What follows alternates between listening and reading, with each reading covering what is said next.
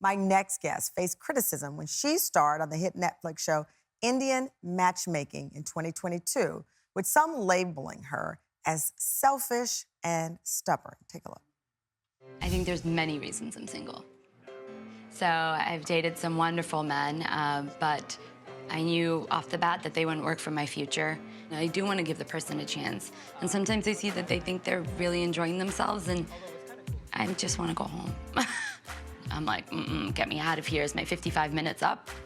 Yeah, I have a place. It's a wine bar, and we do 55-minute dates there. And I sit in the same table. It's right by the door, and I literally give the person an hour. That was a clip featuring Aparna Shewakramani. She was misjudged and refused to let anyone tell her story. Well, now in her new book, She's Unlikable and Other Lies That Bring Women Down, she is telling women to be unapologetic about who we are. Please welcome Aparna Shewakramani to the show. Aparna, thank you so much for joining us. Okay, let's go back to the show, because we know in reality TV, there's always a villain. We always know these days they want, a flip over the table moment. That's a part of the performance of it. And I've heard behind the scenes that producers encourage people to be extreme and to act out loud for entertainment. What kind of pressure were you feeling on this show to be a type? I actually wasn't. This was a very special season one of a show. I think season ones are always special because no one knows what they're getting into. And this was supposed to be a docuseries that documented my life and my experience with a matchmaker. And so for me, I was really just very focused on that relationship with the matchmaker, because I thought if I could explain to her exactly what I wanted, she would produce me the greatest guy. And the pressure was the pressure I put on myself to actually make this work at all cost. And I obviously did not do very well with that. What do you mean by that? You didn't do very well with that. I wasn't able to really express myself to her and set boundaries on camera. A lot of people think that I did, but if you look at what I said, I was overly polite. She literally calls my dog a kitten at one point, and instead of just looking at her incredulously, I'm so polite because I'm just doing all of these things to please her or to be kind to her, thinking she could turn around and be on my team and find me the perfect match. All right, so your words on the show, the clip that we just showed where you were describing what you wanted, some people felt that, and by I mean critics, I guess, felt that you were being, was it too picky? What was the, I'm still confused by the beef here. What was their issue with you? A lot of people had a lot of issues. Yeah, they thought that I was being too picky, too stubborn, that I wasn't kind enough or open-hearted enough or open-minded enough. It was really strange comments from around the world. Seema even says she doesn't like my talking pattern. A lot of people around the world didn't like that Right. either.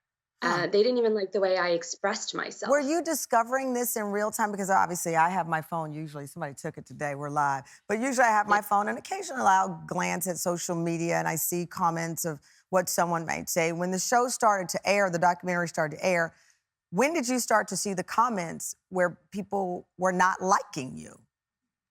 Took a day or two, not long. Netflix is a special little beast where you can binge watch a whole show in a day. And we were in the middle of a lockdown. It was July of 2020. So it only took a day or two for the hate to start coming in. It only took a day or two for the really lots of love to come in too. They keep calling me the most polarizing character. With polarization, you get hate, but man, do you get a lot of love too. So what I had to do was try to figure out how to navigate both of them. Were you feeling any pressure when you started to read the social media posts, the negative ones? I was feeling scared most of the time. I mean, people were literally driving by my house and stopping outside, waiting for me to come in. When the death threats came out, I realized that my address is public record and people knew where I lived.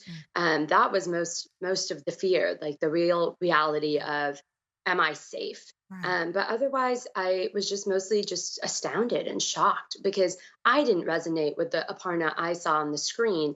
And then all these people around the world hated her, but it wasn't even me. I didn't feel it was me anyway. Interesting, because I know in your book you say someone asked me what my turning point was the moment I knew I had to take matters into my own hands.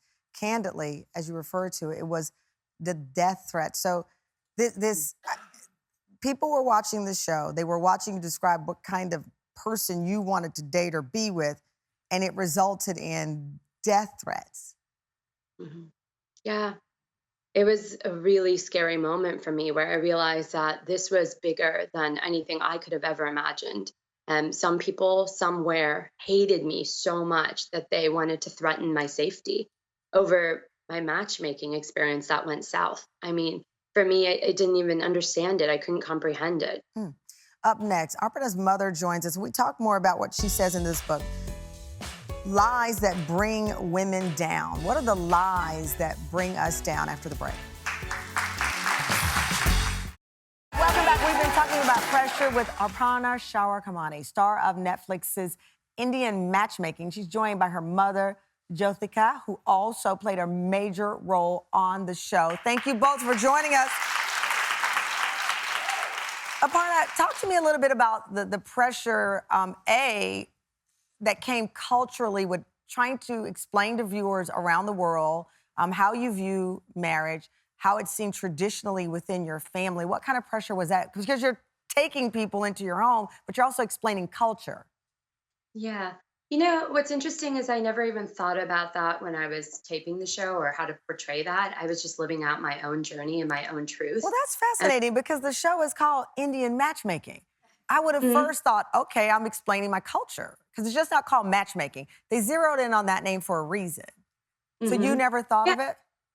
I didn't because I Huh. was just expressing myself as authentically as possible. And I do identify as South Asian, Mm. and this is a part of my culture. And I was trying to navigate dating a South Asian man with a South Asian matchmaker. But for me, it was never about trying to explain that to the world. It was about going through the process to find a partner. Jyotika, what did you think once the show aired and all of the pressure that came with agreeing to go on and then the fallout from it? What did you think? Because you were heavily featured in it. Honestly, we didn't expect that it would be so widely seen, viewed all over the world. When she said she was applying to a matchmaking show, I thought it was a docuseries. Yeah. I thought there'd be a small kind of, very specific crowd who would see it, and then it became this thing that blew up. And I just couldn't understand how that happened. We were not expecting anything like this, so it was a shock. You played a part in kind of looking at the suitors or the potential people. Did you feel pressure to try to want her? That dog is funny. Did you feel pressure to want her? That's okay. Did you feel pressure for Aparna to get married? Did you want her to? I've never actually felt pressure for her to get married. I just thought that it would come when it was going to come at the right time. Things would just fall into place. I've always believed that. So there wasn't that kind of pressure. I just thought this was another avenue for her to, be have access to a matchmaker who we thought had global, connections, which we didn't have sitting in our little bubbles in Houston. Yeah. So that was why I encouraged it. Aparna, the show itself has been renewed for a couple of seasons. Do you regret having gone on?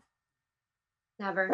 I think the decision I made was difficult. I think I learned a lot, but I think that I would do it all over again for the way that it opened me up to living my life on my terms and to really understanding that the best story I could tell was the one with my own words and with my own actions. I would do it all over again in a heartbeat. You did not find your husband on the show. Did not. Did that create any pressure after? Because then people say, wait, listen, you couldn't find anybody on the show. Now what? Or did you like, I didn't and I'm moving on? Well, the matchmaker had a 0% success rate. So I think I was in good company with the rest of my castmates who are also all unmarried.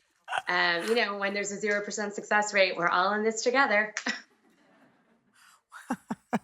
My producers are in my ear. They want to know, what are you looking for? I guess they want me to host a dating show now. What are you looking Ooh, for? yeah. I trust you implicitly. If No, you can do not find trust me. I was 48. I felt the pressure. I just didn't crack under it. But no. But what are you looking for now? I want a real partner. I want a teammate. Seema kept being like, I'm going to find you a husband. And I'm like, okay, but also find me someone who's going to support me and cheerlead me so I can support them and cheerlead them. Like, let's really find a teammate in this. And she just wanted to give me someone jolly. Tell That me was her about word. the likability trap, because clearly you don't care if they like you. I can see that. You have decided you're going to be your authentic self. What do you believe happens to us when we fall under the pressure of wanting to be liked, especially on a national stage as you did?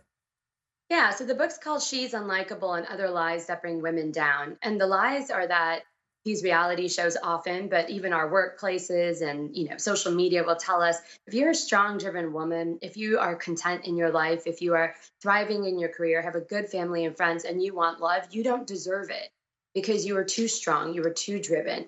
And so for me, those lies, they just don't apply. I think that we need to see women as more well rounded and wanting all kinds of things for their life. They can want career, they can want love, and they should be open and vulnerable to sharing that journey. I know I am. I'm doing that through the book. I did that through the show, and I'm going to continue to do that.